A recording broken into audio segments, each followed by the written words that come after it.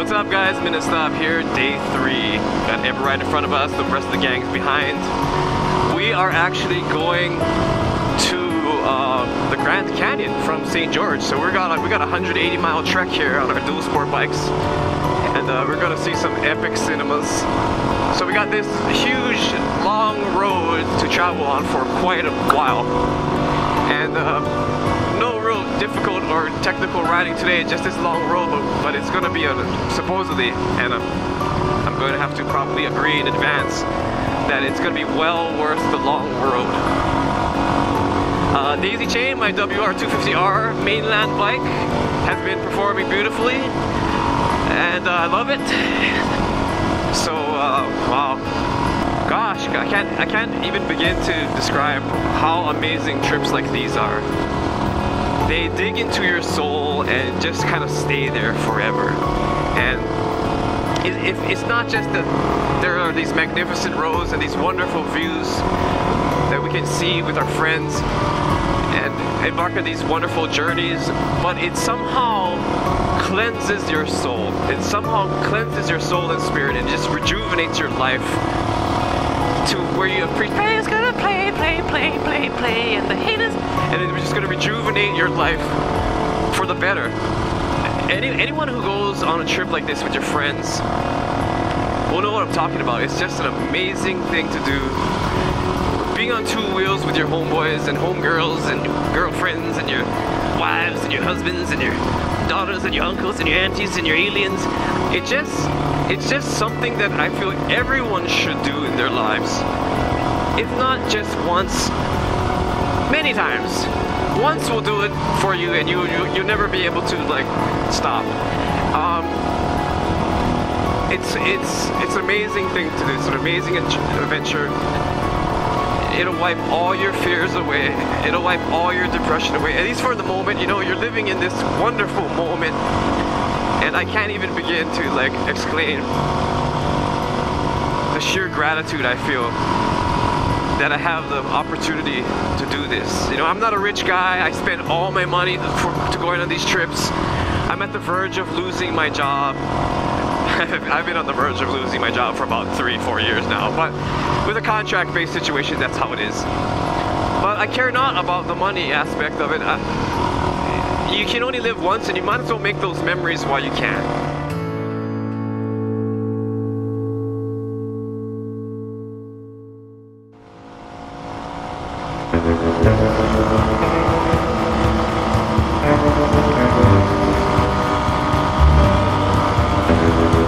Going about 90 miles an hour on this road right now. Got a lot of ground to cover, so I'm just booking it. Everybody else is pretty much going about 50, 60. I'm going 78 now. I thought I was going 90. But I wanted to go faster. Faster, faster, faster, faster, faster, faster. Faster, faster, faster, faster, faster, faster, faster, faster. Haha, weirdo. So, past tense self, how would you describe this road? Long ass road. That's right, it's a long ass road. This route is called the BLM 1069, and it went on for a good 6 miles until we stopped at the next junction. It then becomes Arizona County Road number 5. That dusty road goes on for another 15 miles, then up the Mount Trumbull Pass, which was amazing. The weather was perfect, the bike was performing beautifully, and I was with my friends experiencing an epic, ancient place. The gift of sight should not be taken for granted. Oh no, see as much as possible. I guess you could say that at the moment, and I'm sure I speak for everyone who was on that ride, that life was good. It's crazy. We're taking a little bit break right now, and I just finished blitzing it on my bike here on Daisy Chain. She was doing really, really good on this road. I was doing about 100 miles an hour, and I just raged it. And she was a little bit squirrely, but handled it very well. The top end on the stock WR seems to be a lot better than the Athena WR. I don't know why. I guess it's because the power on this bike is top on the upper range, and in the Athena it's more down low, more mid-range. And I have only a 1/2 sprocket difference on this bike than my home WR. I have a 47 tooth on this one and a 48 at home. But this bike is just smoother. It just revs smoother in the upper end, and I think it's because of the Athena piston is heavy. So thinking about doing the Thumper racing kit on this bike, so we'll see. But we're gonna head off this way. See all those canyons in the distance? Let's give it a little bit of a zoomy zoom. Can we get a zoomy zoom? Yeah. We're gonna head off towards those canyons, and where we end up is gonna be awesome. All right, minute stop out. Except we were going much further than what was on the horizon right there. But not before Brett, aka Aries 0909, had some battery issues.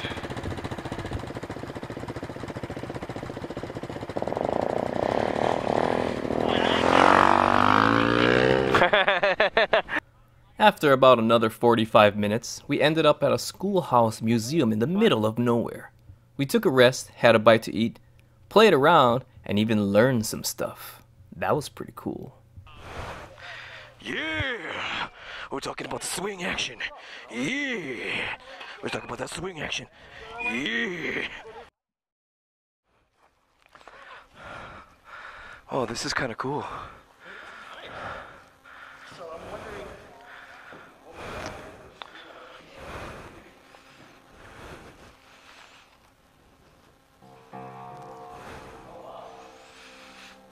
What was this place? Oh, schoolhouse.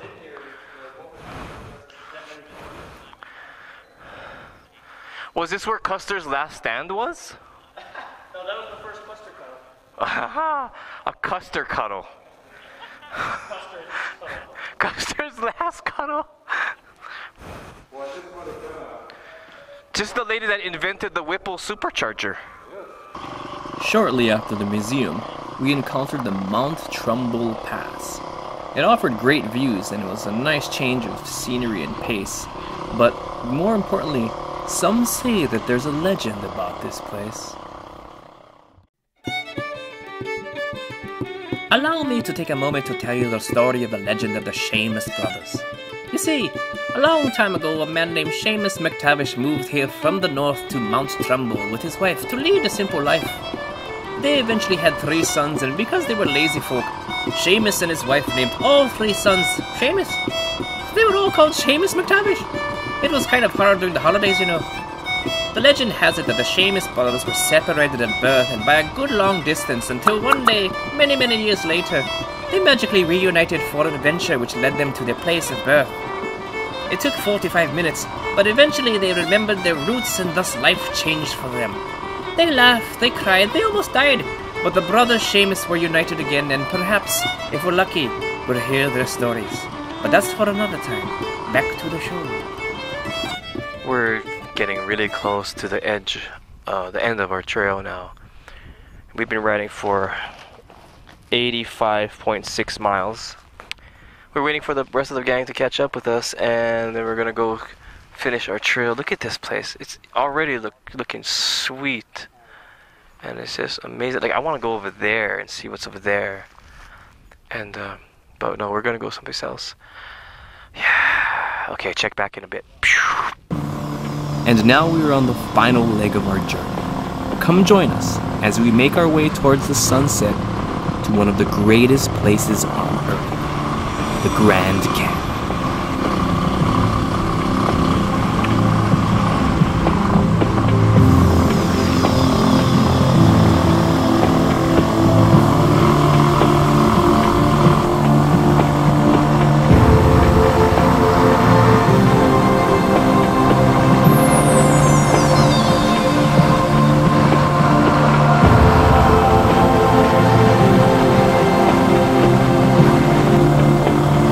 Oh my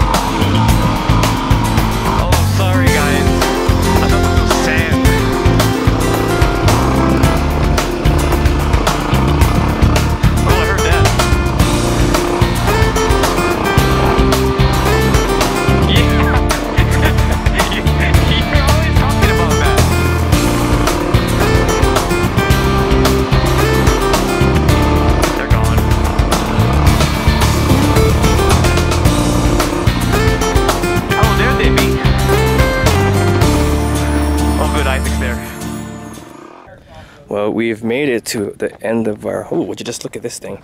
We've made it to our destination. And I'll show you guys what I mean by a destination in just a second. And it was a nice long road. It's very fun. I'm super dirty, but it's also... It's just really cool. And are you ready? Are you guys ready for it? Are you guys ready for it? Are you guys ready for it? I'm ready. Are you guys ready for it? Oh! What are you gonna do? I'm gonna... I'm just about to reveal to Kurt's tribe what's happening is we're at the Grand Canyon.